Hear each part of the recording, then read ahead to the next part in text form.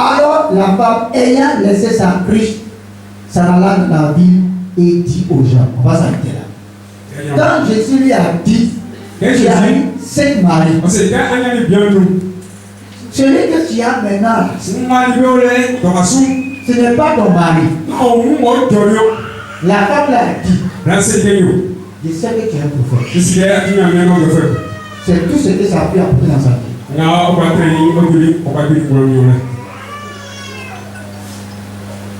C'est tout ce que ça a apporté. Le fait de savoir que c'est un prophète, c'est tout. Qu'est-ce que tu dis aux gens seulement ce que tu vois dans leur vie là? Les gens vont regarder seulement que tu es un prophète, c'est tout. C'est tout. Et elle dit, le problème c'est que tu es juif. Tu n'es pas le juif, les juifs du côté de Samarie. Quand les juifs viennent du côté de Juda. Vous vous dites que adorer sur la montagne là, c'est pas ça. Où on peut adorer là? C'est ce que vous vous dites. Oh, nous les Samaritains, on dit qu'on doit adorer sur la montagne que l'Abraham, les Jacob, les Isaac ont. C'est là qu'on va adorer. Ce que tu as dit après, on n'a pas la même doctrine. On n'a pas la même doctrine. J'ai dit à un haut dirigeant d'une grande église en Côte d'Ivoire. On devait avoir une rencontre avec les serviteurs de Dieu. Et il m'a rencontré avec le président de la région CMA, de la région Foursquare, le président de tout j'étais là. Il a sorti notre courrier. Il a lu le courrier. Et il a dit, mais quelle est votre doctrine? C'est-à-dire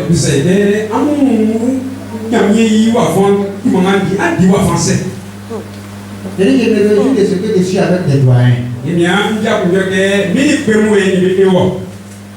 la Bible que moi j'ai lue, il n'y a pas chacun sa doctrine. Il n'y a qu'une seule doctrine dans la Bible. La doctrine de Jésus-Christ. Jésus-Christ est vrai. Jésus-Christ crucifié. Jésus-Christ est pour mais je peux avoir des principes de maison. Je peux dire prospère chez moi là. Il faut nettoyer ton pied d'abord.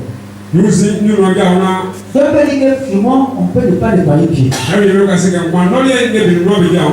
veut pas dire que ça doit remplacer la doctrine. Ils ont commencé à se regarder. Ils disent, ah, ça c'est clair. Hein? C'est clair. Alléluia. Donc, il est parlant de division au milieu de nous. Vient de la mauvaise interprétation des choses.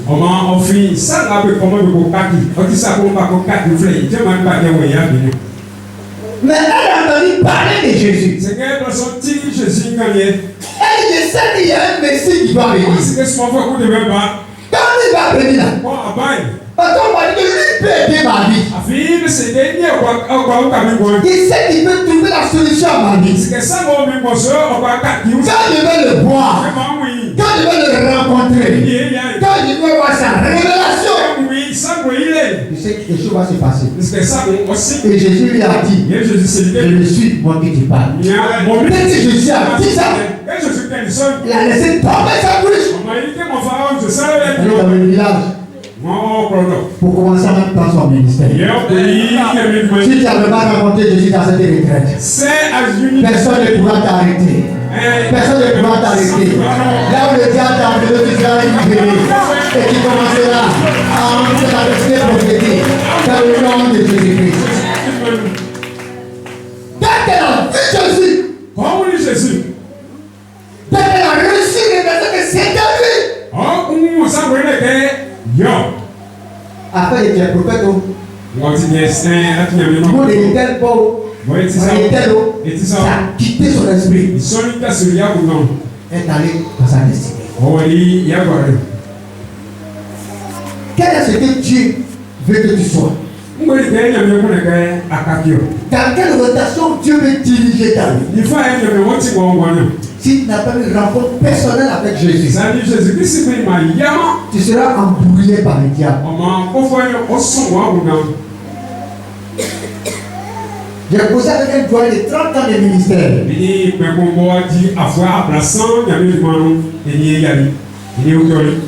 y avait deux, il y en a un qui est décédé, il y en a un qui est encore là. L'autre qui est décédé m'a dit, c'est cet évangile-là qui m'a sauvé. Un moment est arrivé, on s'est détourné du chemin.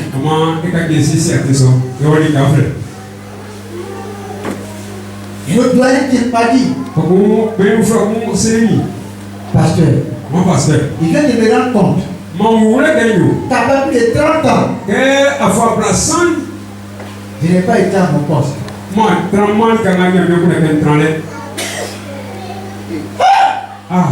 Il a pleuré à son épouse. Il était à son épouse. Parce que quand Dieu m'a appelé, voilà comment il m'a orienté. Ma frère, voilà comment on s'est orienté.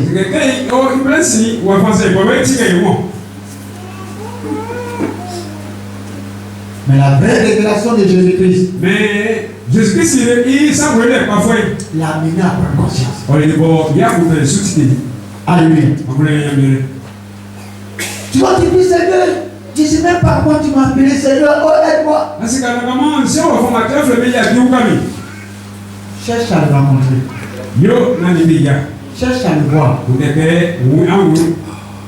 La vraie révélation de Jésus faut conclure ta destinée prophétique. Aussi la vraie révélation de Jésus-Christ vient pour tes faits. Ça vient pour tes faits. Et l'état dans lequel tu te trouves, si vraiment Jésus se révèle à toi, tu reçois sa révélation, tu vas retourner ici changer. On allait à l'ouest pour faire retraite. Le président du collectif, il m'a appelé. Il dit, pasteur, ma fille qui a interprété là. Chaque fois qu'on lui fait ça, elle n'est pas très intéressée avec Dieu. Mais l'onction, elle a dégagé dimanche là. Grâce à Dieu. Je crois que ton pasteur en a témoigné de toi dans le sang. Si tu reçois la révélation de Jésus,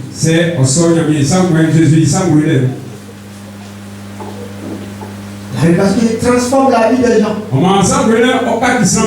Parce qu'après avoir vu Jésus, la vie d'Abraham a été transformée. Pierre aussi, quand il a vu Jésus, sa vie a été transformée. Il n'a plus poursuivi le poisson. La Bible n'a pas dit que Pierre n'a pas la paix jusqu'à la fin de la Bible. Au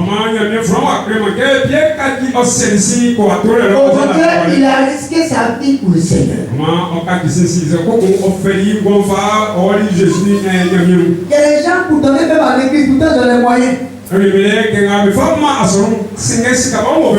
Ils ne sont pas prêts. Si tu reçois Jésus dans ton cœur, si tu as vraiment eu sa révélation, ton pasteur va plus te demander. Il y a un frère, l'église venait de commencer. Lui, il était instituteur. Quand il paye sa dîme, ça paye le loyer du pasteur. Il allait écouter un message. Il dit non, que le pasteur doit vivre par la foi.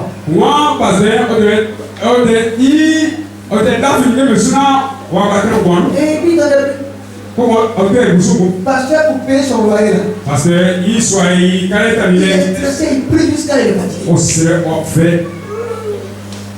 Comme je le connaissais, comment si et qui marchait avec nous, je l'ai appelé.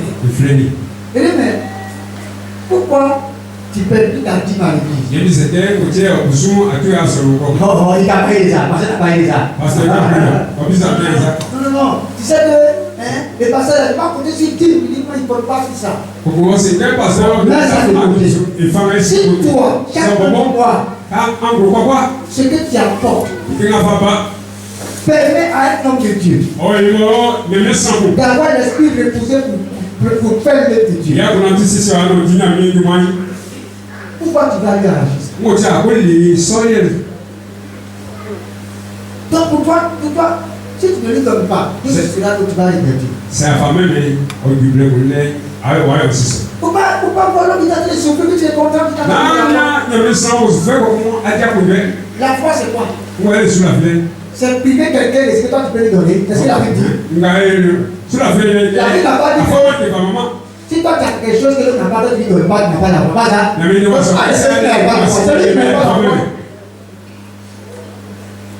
Quand Jésus se révèle à toi, et Jésus, tu ne prends pas plaisir à voir quelqu'un souffrir. Il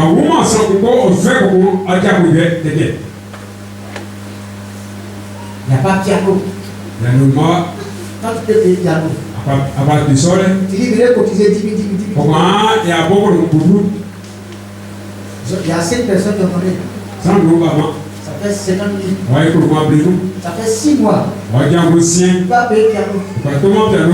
Tu peux payer.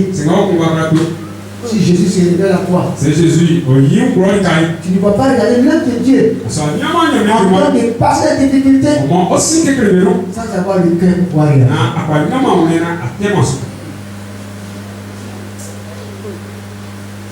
Si Jésus ne s'est pas encore révélé à toi, c'est Jésus n'a eu mais on gros all time. Ça qui peut faire. Si cette révélation, la vraie révélation, c'est ce que Jésus donne. Il y a Jésus famille. La vraie révélation. C'est à partir des Écritures qu'on apprend la sagesse de Dieu pour avoir la vraie révélation de Jésus. Les chrétiens aujourd'hui n'aiment pas lire la Bible. Si tu sais lire, c'est un avantage. Il faut lire la Bible. Parce que la Bible te donnera le discernement.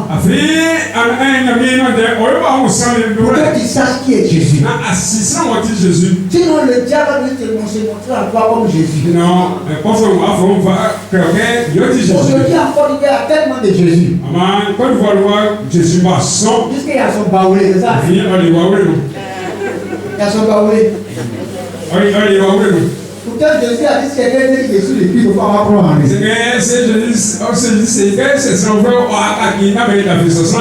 Mais si tu n'as pas la Bible comme support de base, tu ne pourras pas connaître la part, tu ne pourras pas avoir la vraie révélation de Jésus. Donc on ne peut pas dire qu'on cherche à connaître Jésus si on a compris avec la parole de Dieu. Alléluia. Le Seigneur a voulu que j'insiste là-dessus. Le objectif c'est que vous compreniez. Vous savez venir faire une démonstration de savoir. Non, on est venu pour que nous tous ensemble on puisse courir après l'essentiel. Pour que nos vies soient debout devant la face du Seigneur pour agir avec autorité. Pour que le monde des ténèbres puisse révéler. Et la révélation, la création tout entière atteint avec un ardent désir la révélation des fils de Dieu. On s'est dit on ne révèle pas le Fils de Dieu. On ne révèle pas le Fils de Dieu. Si on veut révéler Jésus au monde, c'est Jésus-Christ même. Vous allez voir ce qui va se passer. Ama o sa mo ase. Mais pour réjouir, pour montrer Jésus au monde, Et fois je vois que le non. il faut qu'on soit ensemble. Ma e ko le ko. Mais qu'est-ce qui peut nous mettre ensemble? C'est que on faut quoi quand ko non. C'est quand notre vie est ensemble. Mais e ko mo Il dit, verset 20 de Jean 17, dit, ce n'est pas pour eux seulement que je prie, mais encore pour ceux qui croiront en moi par leur parole, afin que tu sois un comme toi, Père, qui es en moi, et comme je suis en toi, afin que aussi sois un en nous, pour que le monde croit que tu m'as envoyé. Donc, pour que le monde voit, la révélation des vrais enfants de Dieu soit se fait d'abord par l'unité de leur vie. Les collectifs n'unissent pas les pasteurs. Les associations n'unissent pas les pasteurs. Les chrétiens, les enfants de Dieu du monde, les réseaux ne les unissent pas. Ce qui unit l'enfant de Dieu, c'est une vie commune. C'est la vie de Christ qui nous unit. Si Christ est en moi, si Christ est dans le frère, est-ce que il va se quereller? Est-ce que c'est jamais querellé? Non. Donc, ce qui nous unit, c'est le Christ. Donc si moi et vous, on a la même vie que Christ, alors nous sommes un. Et comme on est un, et qu'on est quelque part, en train de travailler le frère, en train de prier le monde voit. Et le monde a la révélation de Jésus. Et suit Jésus. C'est une grande méthode d'évangélisation l'unité. Mais il y a la mauvaise unité qui ne prend pas. L'unité par rapport, l'unité administrative. Seule l'unité de vie en Christ peut donner un grand impact pour que le monde soit vraiment gagné. Il y a la grande poisson qui est là. Mais pour que cette poisson-là soit récoltée, il faut que ceux qui portent Christ soient multipliés. Pour que la révélation de Christ en eux puisse impacter les nations. Pour terminer, bien aimé, c'est celui que tu as choisi dans ta famille. C'est celui que tu as choisi parmi ton peuple. Tu fais partie de ceux qui sont enfants de Dieu au milieu de ton peuple. C'est que je conseille un peu partout dans le monde entier. C'est de ceux qui portent la vie de Christ. Que tu sois hébreu, que tu sois arabe, que tu sois canadien, que tu sois français, que tu sois ami, que tu sois pablé, Tita, Koulanko, Boumoré, Marien, etc. Réunissez-vous comme une seule vie et priez pour que le Seigneur impacte votre peuple. Une seule a porté Christ. Une seule a eu la révélation de Jésus. Elle est allée au milieu de son peuple. Et elle a gardé son peuple.